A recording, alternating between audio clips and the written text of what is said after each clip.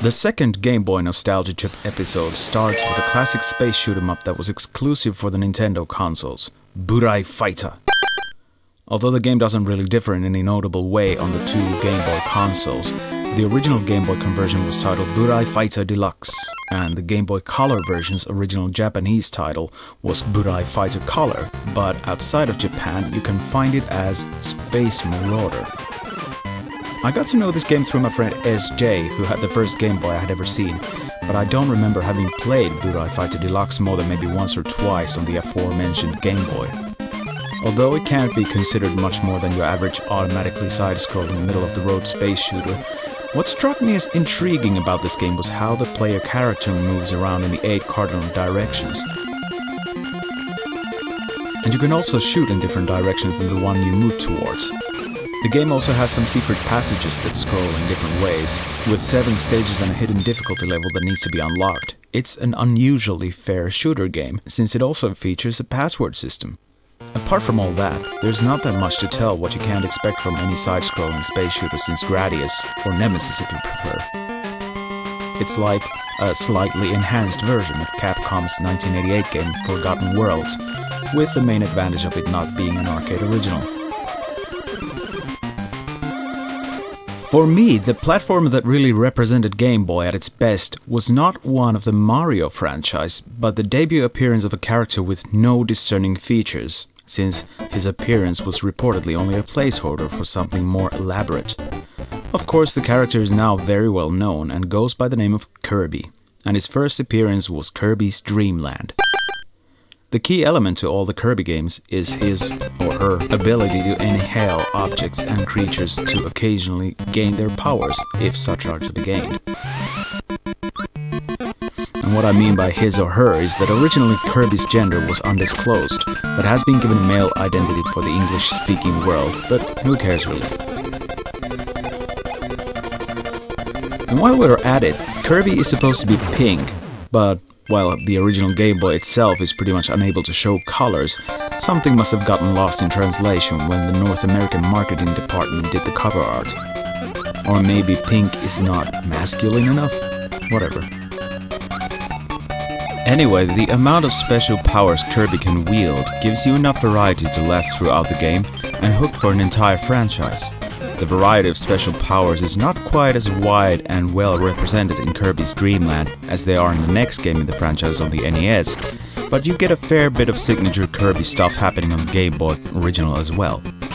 There's nothing quite like it outside of the realm of Nintendo consoles, and if you're a fan of platforming games, Kirby's Dream Land, and indeed all of the 8-bit and 16-bit Kirby games, should be a part of any retro gamer's checklist.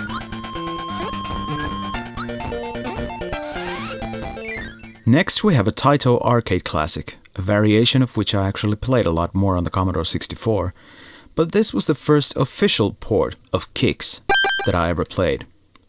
The basic idea is to get 75% or more of the play area claimed, but the method is less simple to explain. At the beginning of each level you see an empty field with a set of randomly flying set of sticks, which are apparently officially called the Kicks. You control a small marker which you can move only in the 4 cardinal directions, but in order to move inside the borders you need to push the fire button. Pulling a line, which apparently is actually called sticks, from one border to another will result in the enclosed area claimed. In addition to the Kicks thing floating around within the borders, there are sparkly things called sparks circling the borders, and collision with any of these will kill you. There's also a time limit, but that's hardly surprising given the game's arcade origins. From what I've read, Kicks was not a huge hit, although it did fare well enough upon release. It has become more of a cult classic, with enough of sequels and clones to throw around, the Game Boy version only being one of the most traditional ones with some obvious graphical modifications. Still, it's a good game to have in your Game Boy collection, and they're pretty easy to find cheap.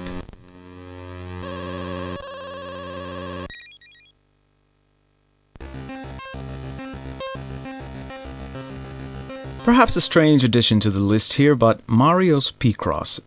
is a game that introduced me to a completely new sort of a puzzle game, which was, according to Wikipedia at least, invented in 1987. So I'm not completely certain these puzzles were published in magazines in Finland at the time of the release of Mario's Picross in 1995. I mean, we tend to be a bit backwards here in the sense of imported culture, so my guess is it wasn't. Also called as nonograms, griddlers, hanji, and all sorts of other things, the idea is to paint the grid according to the given instructions. Now here's a good starter hint. If the grid is 10 by 10, and you see a 10 either on the side or at the top of the grid in some specific location, it means that all 10 squares in the line or row are to be filled in. With more than one number as instructions, you need to leave at least one blank space between the two informed fills. It's sort of like Sudoku with graphics, but not really. The advantage of having Picross on a Game Boy cartridge is that there's enough of puzzle grids to fill to last for a week or two if you get obsessed enough. Also, the puzzles can be played in pretty much any order you want, so it works perfectly as coffee break fun. Mario's Picross is an excellent puzzle game that, at least for me, made the Game Boy consoles more special than Tetris ever could. Before I ever got to even play on a video game console, let alone a computer, I got my hands on a few old electronic handheld games that usually had a single screen, sometimes two.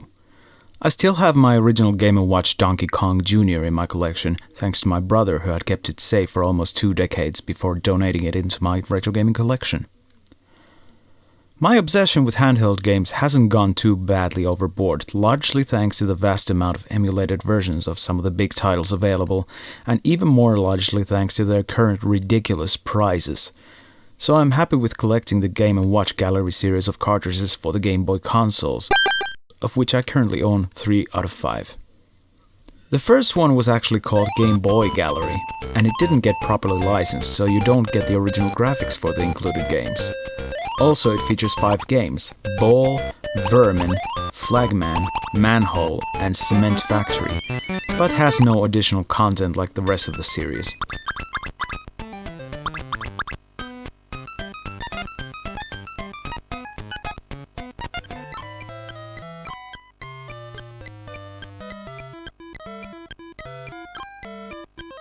The first official Game & Watch Gallery has only 4 games in it, but they all have 2 graphical modes, the original graphics and modernized graphics featuring characters from the Mario franchise. Manhole from Game Boy Gallery is repeated, now with its official graphics, but the other 3 are new: Octopus, Fire, and Oil Panic. The first 2 in the Game & Watch Gallery series were released in 1995 and 1997, and feature enhanced graphics when using the Super Game Boy adapter on Super Nintendo.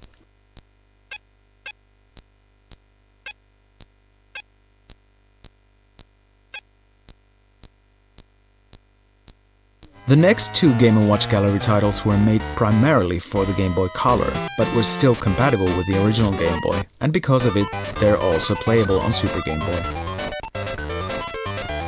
Game & Watch Gallery 2 features Parachute, Helmet, Chef, Donkey Kong, and Vermin as its primary games, which again feature original and modernized graphics. But for the first time here, you also get an unlockable game.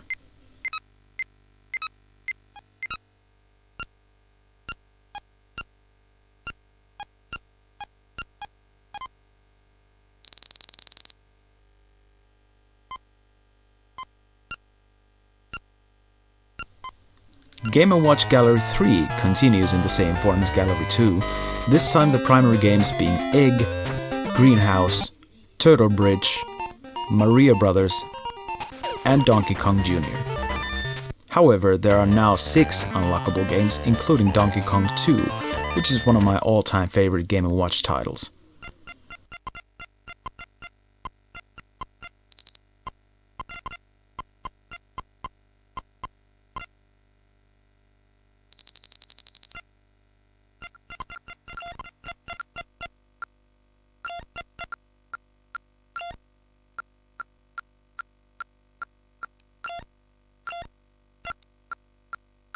Game & Watch Gallery 4 is the newest one in the series and only available on Game Boy Advance, so I can't actually record footage of that one.